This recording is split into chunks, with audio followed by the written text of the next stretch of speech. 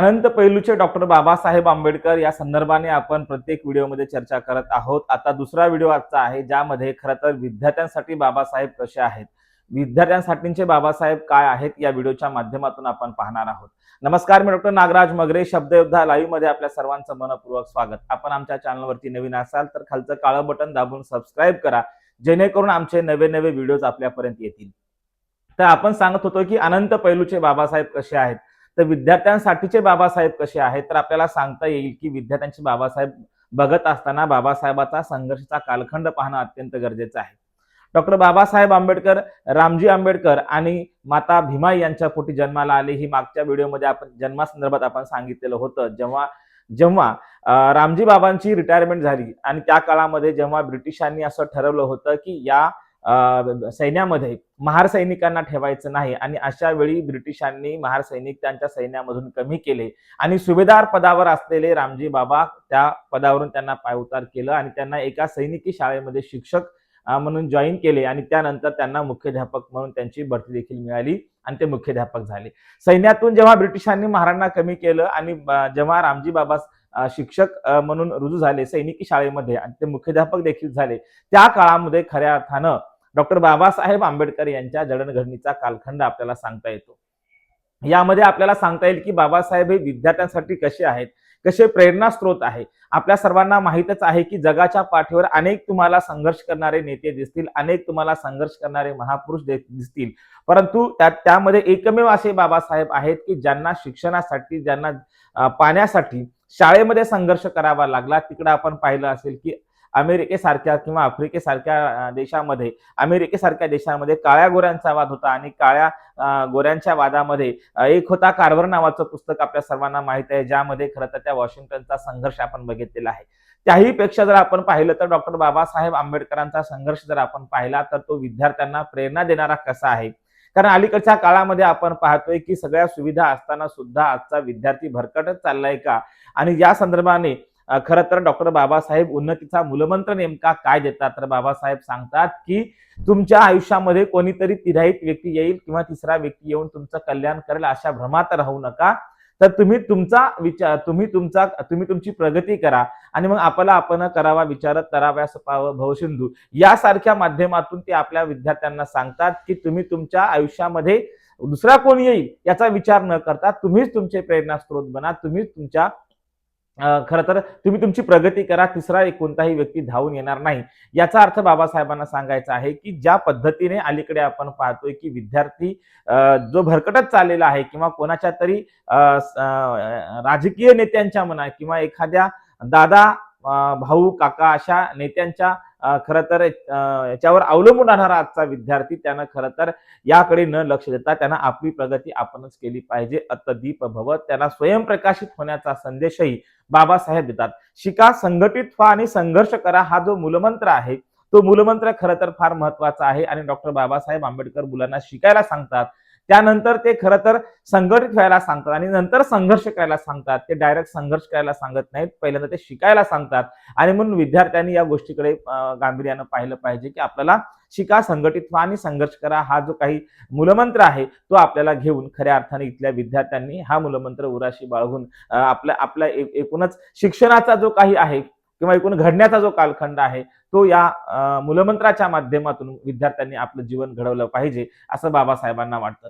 वर्गाच्या बाहेर बसणारे बाबासाहेब, अलीकडे आपण पाहतोय की विद्यार्थ्यांना शासनाच्या असतील किंवा घरातून देखील मोठ्या प्रमाणामध्ये सुविधा आहेत, त्याला मोठ्या प्रमाणामध्ये सर्व काही मिळतंय, तरी विद्यार्थी शिक्षणापासून दूर चाललाय। आणि एकीकडे आपण पाहतोय एक काळ असा होता की इथल्या स्त्रियांनी, इथल्या पुरुषांनी शिकू नये, इथल्या शूद्रांनी शिकू नये अशी व्यवस्था सांगत असताना बाबासाहेब अशा काळामध्ये आपण पाहिलं असेल वर्गाच्या बाहेर बसणारे बाबासाहेब, खरं तर वर्गामध्ये लक्ष असायचं आणि वर्गात लक्ष असणारे वर्गाच्या बाहेर बसणारे बाबासाहेब, ज्यांना शिक्षण इथल्या व्यवस्थेनं नाकारलं तरीही गयावया करून शिक्षण घेणारे बाबासाहेब पुढे या देशाचं संविधान लिहितात.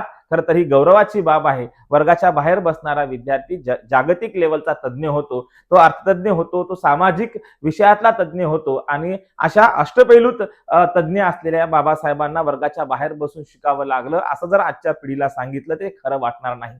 खरं तर बाबासाहेबांचा एक किस्सा सांगत असताना बाबासाहेब नेहमी सांगायचे की मी जेव्हा शाळेमध्ये होतो तेव्हा शाळेमध्ये दुपारच्या सुट्टीमध्ये डब्बा खाऊन झाल्यानंतर जेव्हा आम्ही पाणी प्यायला जायचो तेव्हा माठाजवळ असलेला शिपाई जो आहे तो बाजूला व्हायचा आणि तो तासोनतास त्या माठाकडे यायचा नाही, कारण त्या माठाला आम्हाला हात लावण्याची परमिशन नव्हती आणि आम्हाला पाणी प्यायचं असेल तर त्या शिपायाच्या हातानंच पाणी प्यावं लागायचं. आणि मग फार वेळानंतर तो शिपाई यायचा आणि सर्व मुलांना ओंधळीनं पाणी द्यायचा, ओंधळीत पाणी टाकून तो पाणी द्यायचा. असा जो काही संघर्ष बाबासाहेब सांगतात तो संघर्ष पाहिल्यानंतर आपल्या सर्वांचे डोळे पाणावल्याशिवाय राहणार नाहीत.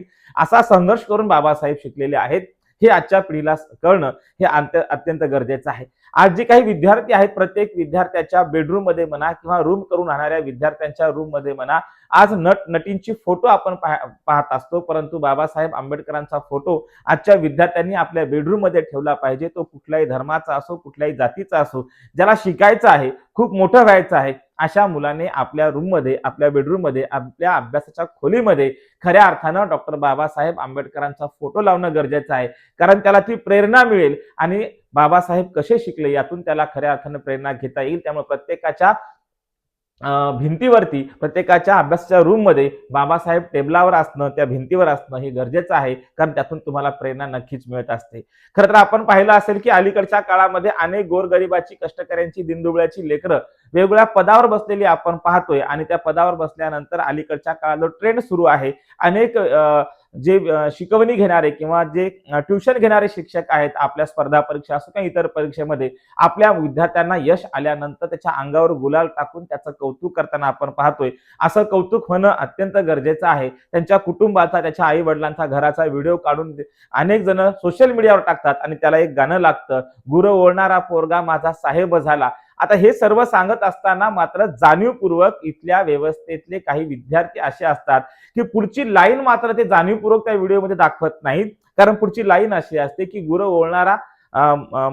ओळणारा मुलगा आज साहेब झाला आणि त्याला पुढे सांगायचं आहे की तो कोणाच्या पुण्याने झाला, तर तो बाबासाहेबांच्या पुण्याने झाला. परंतु जाणीवपूर्वक ती एक 4-2 सेकंदाची जी काही पुढची लाईन आहे ती लाईन मात्र विद्यार्थी त्याच्यामध्ये दाखवत नाहीत.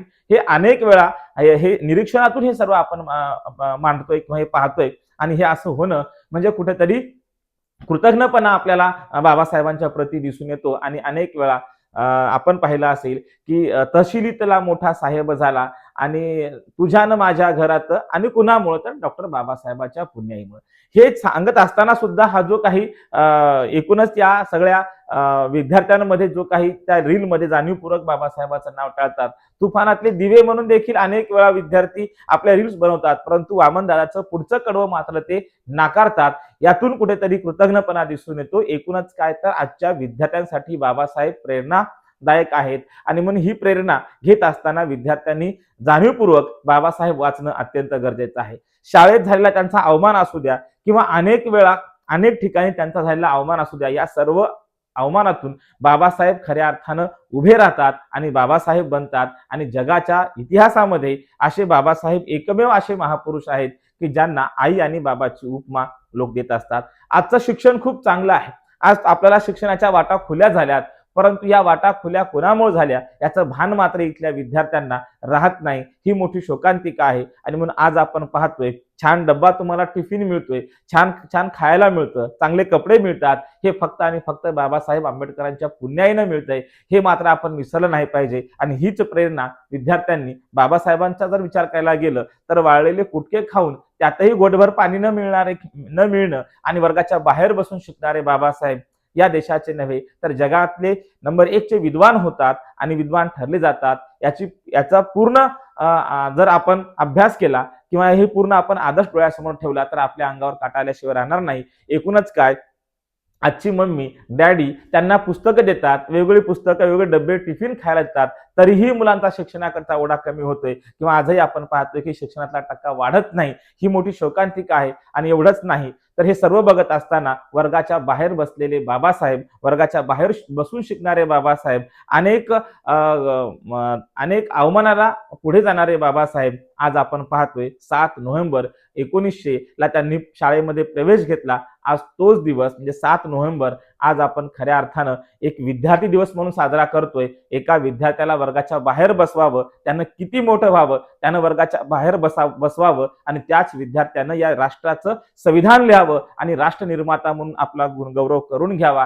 हे एवढं मोठं खरं तर आपण झालं पाहिजे, विद्यार्थ्यांनी झालं पाहिजे. आणि या देशामध्ये आज आपण पाहतोय प्रत्येक विद्यार्थ्याचं प्रेरणास्थान हे बाबासाहेब आंबेडकरच असले पाहिजे. याचं कारण असं आहे की तुम्हाला कष्टातून शिकण्याची प्रेरणा आपल्याला बाबासाहेबांकडून मिळते आणि खऱ्या अर्थानं ज्या काळात सुविधा नसतानाही बाबासाहेब शिकतात. आज खूप सुविधा आहेत, त्यामुळे विद्यार्थ्यांनी शिकावं आणि खऱ्या अर्थानं डॉक्टर बाबासाहेब आंबेडकरांचा शिका, संघटित व्हा आणि संघर्ष करा हा मूलमंत्र. आणि पुढे जाऊन सांगायचं झालं तर बाबासाहेब आंबेडकरांनी तथागतांनी दिलेला मूलमंत्र जो आहे प्रज्ञाशील आणि करुणा हे विद्यार्थ्यांमध्ये असणं तितकंच गरजेचं आहे. आणि म्हणून हा मूलमंत्र जो आहे शिका, संघटित व्हा, संघर्ष करा आणि प्रज्ञाशील करुणा हा मूलमंत्र विद्यार्थ्यांनी आपल्या खरं तर डायरीमध्ये नोंदवावा, आपल्या मनाच्या डायरीमध्ये नोंदवावा आणि आपल्या आयुष्याची वाटचाल करावी, जेणेकरून विद्यार्थी यशस्वी होतील. हेच आहेत विद्यार्थ्यांचे बाबासाहेब. धन्यवाद.